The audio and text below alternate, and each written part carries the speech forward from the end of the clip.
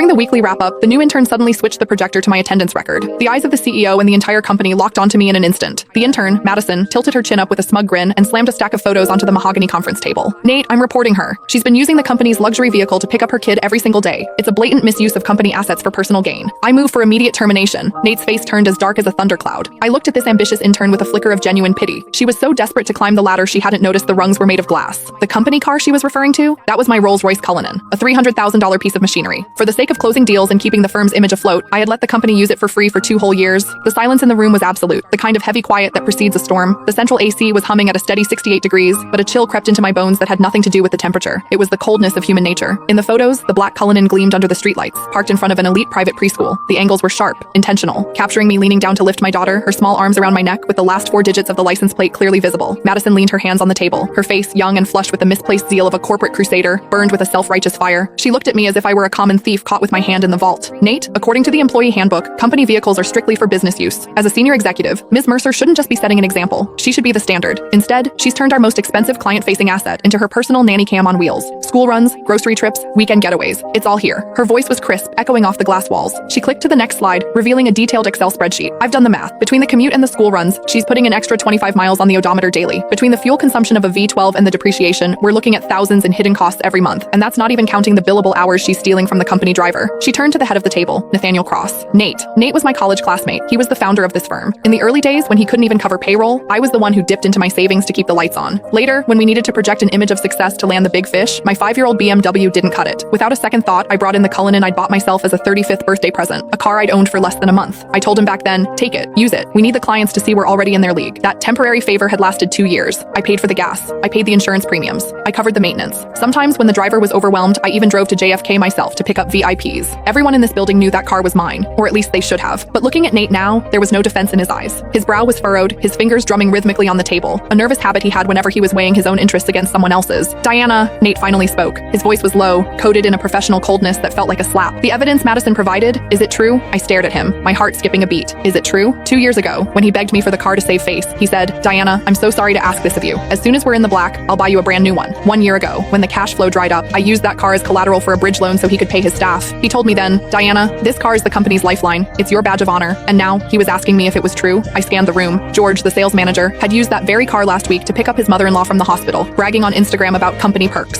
Now he kept his head down, intently studying his legal pad. Sarah from HR, who asked for the keys every other month for supplies but really just wanted to cruise with her boyfriend, was looking at me with a sneer as if I were a white-collar criminal. It turns out that in the face of profit, kindness isn't just cheap, it's invisible.